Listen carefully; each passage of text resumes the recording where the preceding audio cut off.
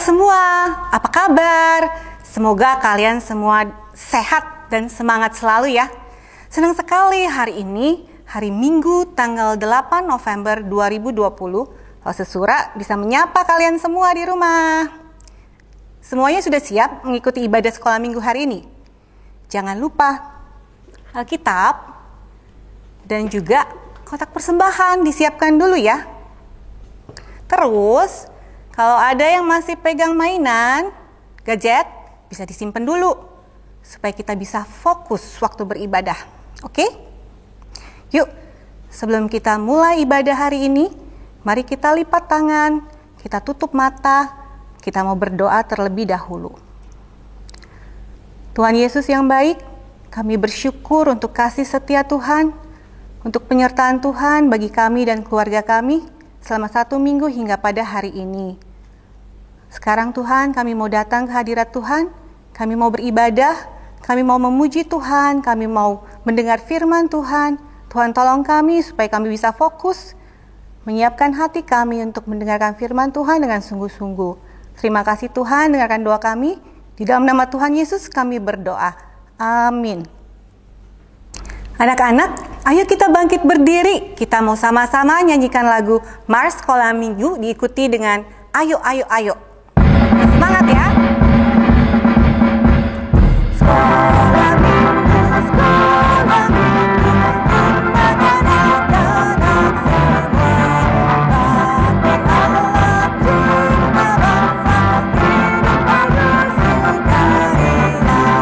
Belajarlah kitab suci, cinta Tuhan gereja maju. Jalankanlah perintahnya, mula bagus panjang hidup. Ayo, ayo, ayo, cepatlah. Ayo, ayo, ayo, jangan terlambat.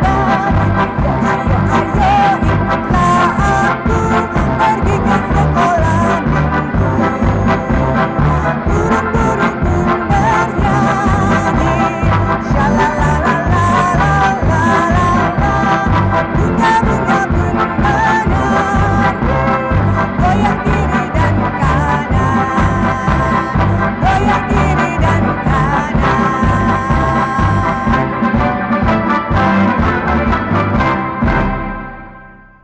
Anak-anak, sekitar 2 minggu lalu, Lause dikirimin video. Isinya, salah satu anak sekolah minggu Lause yang lagi menyanyikan lagu Yesus Besertaku. Wah, Lause seneng banget liatnya. Anak-anak, tetap semangat memuji Tuhan ya. Gak cuma di hari Minggu, di hari-hari biasa juga. Tuhan pasti senang mendengar puji-pujian kalian. Dan nyanyian kita juga akan menguatkan kita dan juga orang-orang di sekitar kita yang mendengarkan. Yuk, Lause ajak kalian tetap berdiri, kita sama-sama kita nyanyikan lagu ini ya. Yesus Besertaku. Pakai gaya, oke?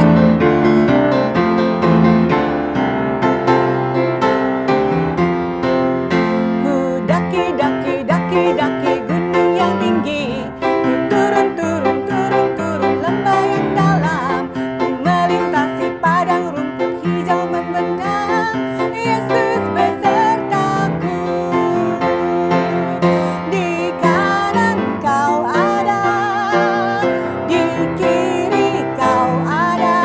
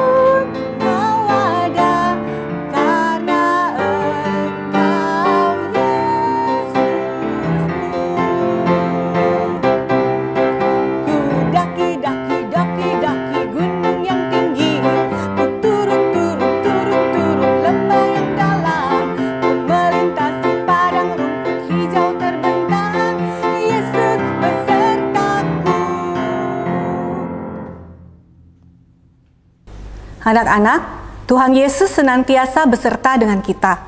Karena Tuhan Yesus mengasihi kita. Tuhan Yesus mengasihi Lause dan mengasihi kamu semua juga. Apapun keadaan kamu, apapun situasi kamu sekarang, Tuhan Yesus tetap dan selalu mengasihi kamu. Tahu dari mana? Alkitab yang mengajarkannya kepada kita.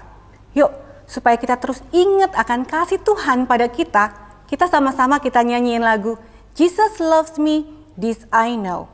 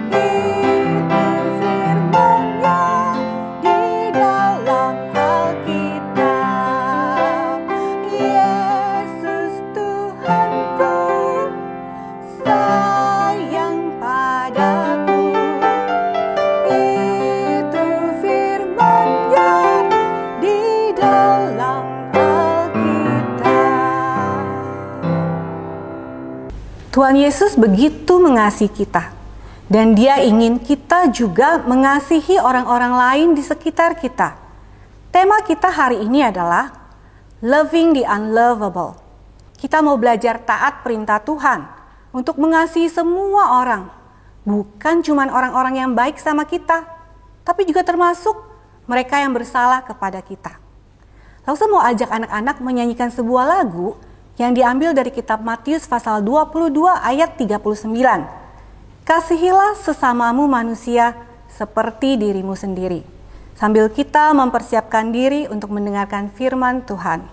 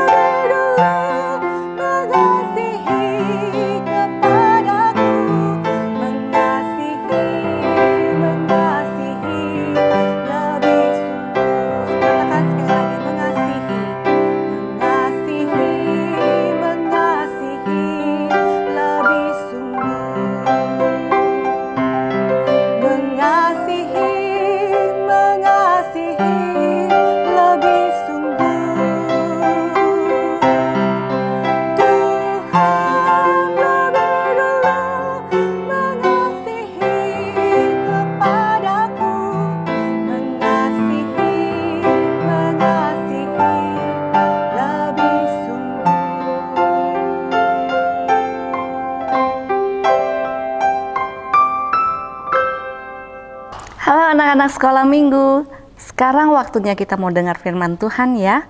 Ambil Alkitab kamu ya, Alkitabnya disiapkan. Lalu kamu duduk yang rapi ya. Oke, sudah? Kalau sudah, mari kita berdoa. Lipat tangan, tutup mata, kita berdoa. Tuhan Yesus, terima kasih hari ini kami bisa mendapat kesempatan untuk mendengarkan firman Tuhan. Tuhan, tolonglah kami bisa duduk dengan tenang. Tuhan, tolong terangi hati dan pikiran kami, biar kami mengerti firman-Mu dan dapat melakukan firman-Mu. Dalam nama Tuhan Yesus, kami sudah berdoa. Amin. Lause mau tunjukin satu gambar. Lihat di sini. Ini gambar apa? Iya, ini gambar hati. Waktu kamu lihat gambar hati, kamu ingat apa? Ada yang ingat love, ada yang ingat kasih, sayang. Ada yang ingat papa sayang kamu, atau mama sayang kamu, koko, dedek, cece, mei, semua sayang kamu. Kamu juga sayang mereka kan? Sayang dong, ya kan? Kan mereka baik dan sayang sama kita. Tapi misalkan ada orang lain yang jahat, yang tidak suka sama kamu, tidak sayang sama kamu, apakah kamu bisa sayang mereka juga? Hari ini kita mau baca ayat hafalan kita. Kira-kira apa ya yang Tuhan Yesus mau kita lakukan? Kita buka Alkitab kita ya. Di kitab Matius pasal 5 ayat 44. Sudah ketemu? Ya, sekali lagi Lause bilang Matius pasal 5 ayat 44. Lause bacakan ya. Kasihilah musuhmu dan berdoalah bagi mereka yang menganiaya kamu. Sekali lagi ya. Kasihilah musuhmu dan berdoalah bagi mereka yang menganiaya kamu. Oh, ternyata Tuhan Yesus mau kita bisa mengasihi, bisa sayang sama musuh kita. Apa itu musuh? Musuh itu orang yang jahat sama kita, yang tidak suka sama kita. Ternyata bukan cuma mengasihi, kita juga harus berdoa untuk mereka. Ya, sulit sekali memangnya. Memang tidak gampang untuk bisa sayang dan berdoa untuk musuh kita. Tapi Tuhan Yesus sudah memberi kita contoh. Tuhan Yesus sendiri yang jadi contoh.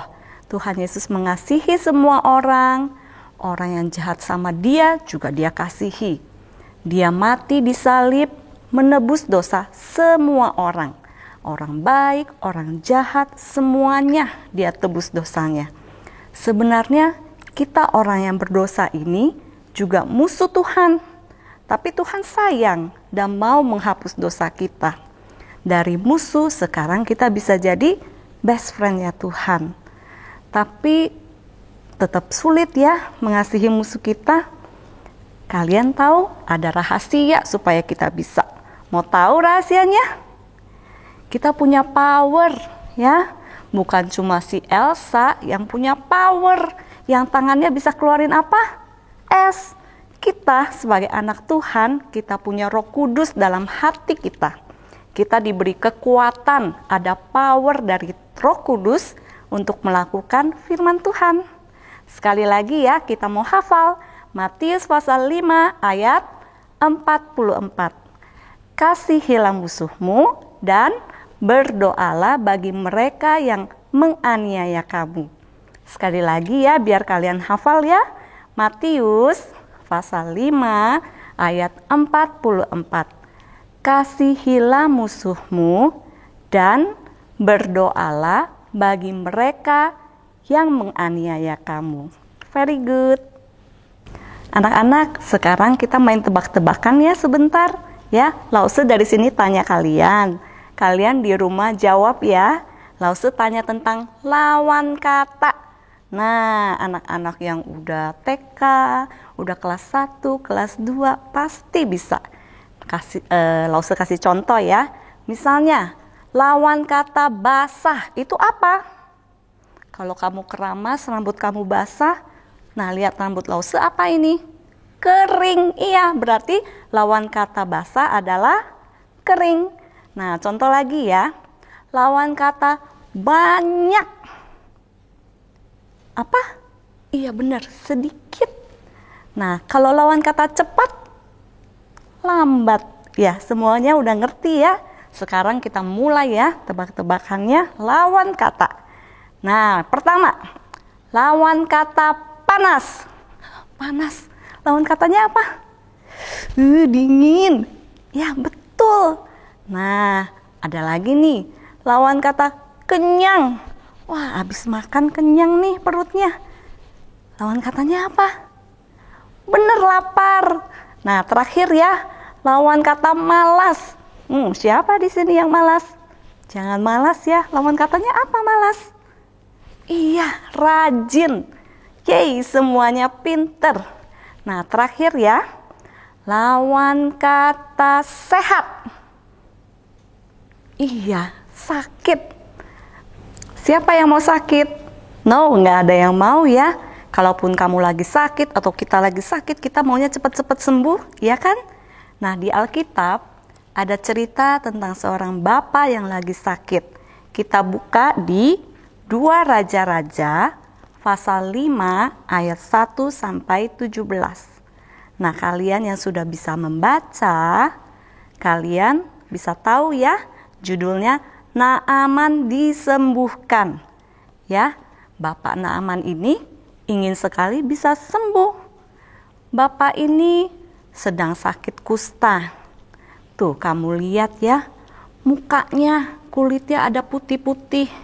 Dari muka sampai ke kakinya, semuanya kena sakit kusta. Ya, Pak Naaman ini adalah orang yang pinter, yang hebat, yang kuat. Dia adalah panglima perang Raja Aram. Dia sangat disayang raja. Pak Naaman pernah perang dengan orang Israel. Jadi Pak Naaman itu musuhan sama orang Israel. Waktu perang, Naaman ada tangkap satu orang anak perempuan, ya, satu girl, orang Israel. Lalu girlnya itu yang bajunya warna kuning, itu dibawa ke rumah dia untuk jadi pembantu istrinya. Waktu girl itu tahu kalau Pak Naaman sakit kusta, dia bilang ke istri Pak Naaman, kalau Tuan pergi ketemu Nabi di Israel, pasti Nabi itu akan menyembuhkan Tuan. Loh, kok girlnya baik ya? Mau Pak Naaman itu sembuh? Kan Pak Naaman itu musuhnya. Dia kan lagi ditangkap. Gara-gara Pak Naaman, dia gak bisa ketemu sama keluarganya, gak bisa main sama teman-temannya. Kenapa dia masih mau kasih tahu Pak Naaman bisa sembuh kalau ketemu Nabi? Kalian tahu kenapa? Karena dia tahu Tuhan sudah mengasihi dia duluan dan mau dia bisa mengasihi musuhnya si Pak Naaman. Waktu Naaman dengar ada nabi yang bisa sembuhkan dia, dia pergi kasih tahu ke raja. Dia pengen cepat-cepat sembuh karena kusta itu tidak ada obatnya. Jadi kalau dia dengar itu nabi di Israel bisa sembuhin kamu, wah, dia langsung cepat-cepat lapor ke raja. Lalu rajanya berkata, oke Naaman, pergi.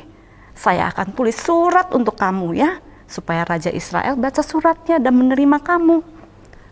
Tapi waktu Raja Israel baca surat dari Raja Syria itu, dia marah sekali sampai menyobek bajunya.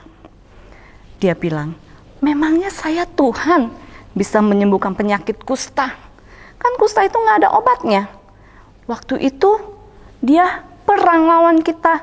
Sekarang udah sakit mau minta tolong sama kita. Itu rajanya cari gara-gara sama saya. Wah, waktu Nabi Elisa tahu tentang berita ini, dia berkata kepada rajanya, mengapa kamu menyobek bajumu?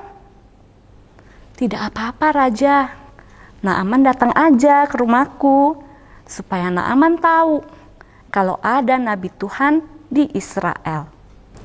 Lalu Naaman cepat-cepat pergi naik kereta kuda sama pengawal-pengawalnya ke rumah siapa? Nabi Elisa. Ya, Nabi Elisa tidak keluar dari rumah. Dia suruh pembantunya untuk ketemu dengan Naaman. Pembantu itu menyampaikan pesan dari Nabi Elisa begini, pergilah mandi 7 kali di dalam sungai Yordan, maka kamu akan sembuh. Wah, Naaman marah. Nabi Elisa itu gak sopan ya, masa gak mau keluar ketemu aku? nggak mau periksa penyakit aku? Saya kira dia akan berdoa sama Tuhannya, lalu menggerakkan tangannya di atas kusta saya supaya saya sembuh. Lebih baik saya mandi aja di sungai negara saya yang lebih bagus, lebih keren daripada sungai Yordan. Saya nggak mau, saya mau pulang aja. Lalu Naaman pergi karena dia marah. Tapi pengawal-pengawal Naaman itu membujuk Naaman.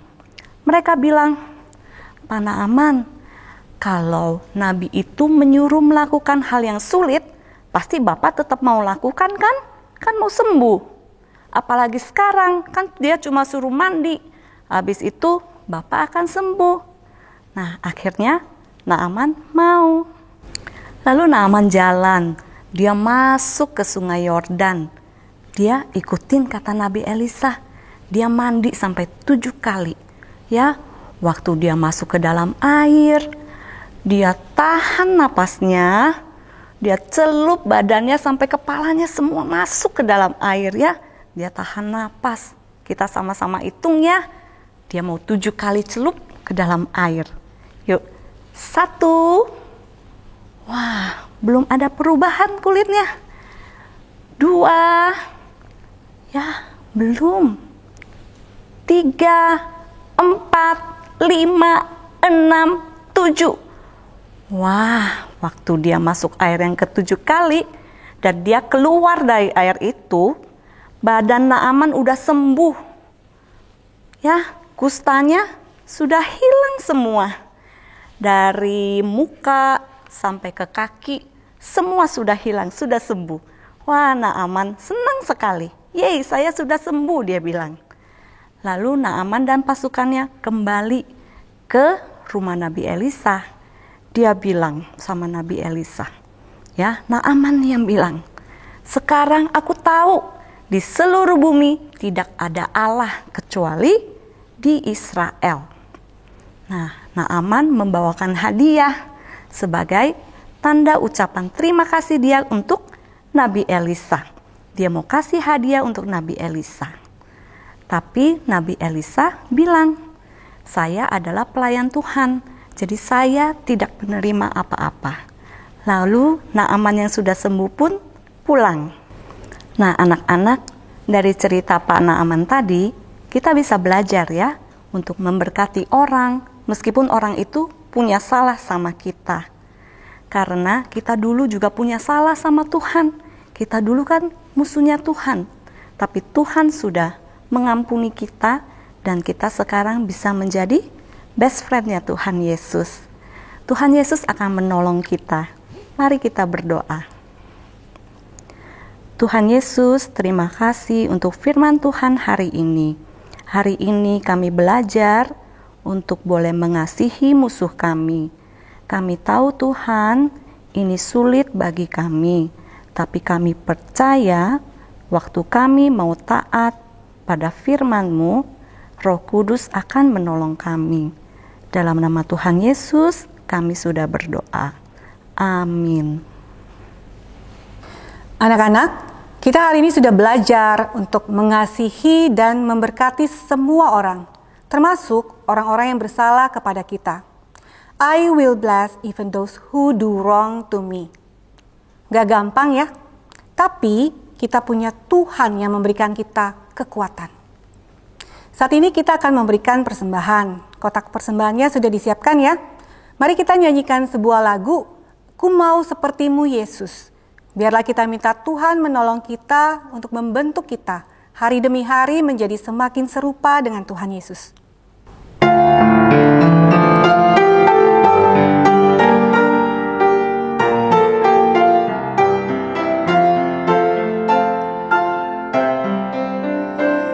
Bagaikan bejana siap dibentuk, demikian hidupku di tangan-Mu.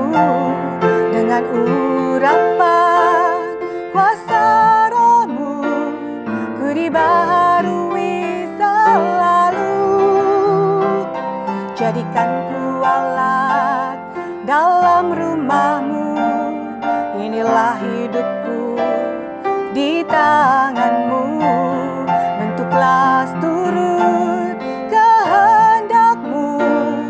pakailah sesuai rencanamu.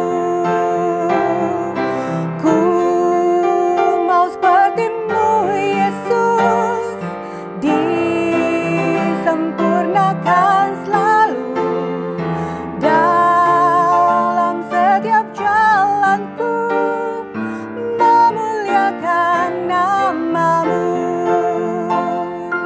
Ku mau seperti-Mu Yesus, disempurnakan selalu dalam setiap jalanku, memuliakan nama-Mu, memuliakan nama-Mu.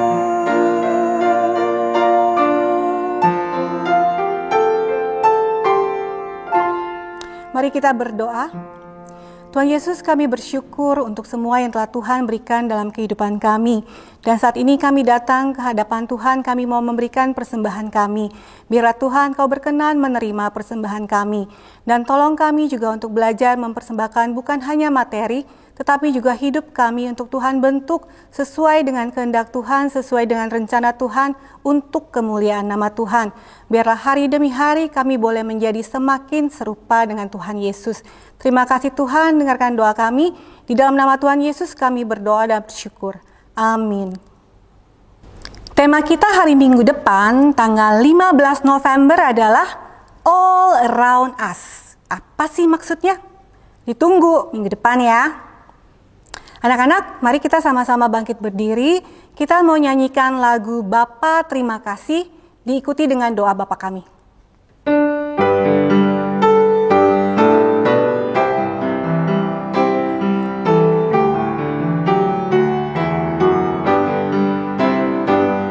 Bapa terima kasih, Bapa terima kasih, Bapa di dalam surga, puji terima kasih, amin.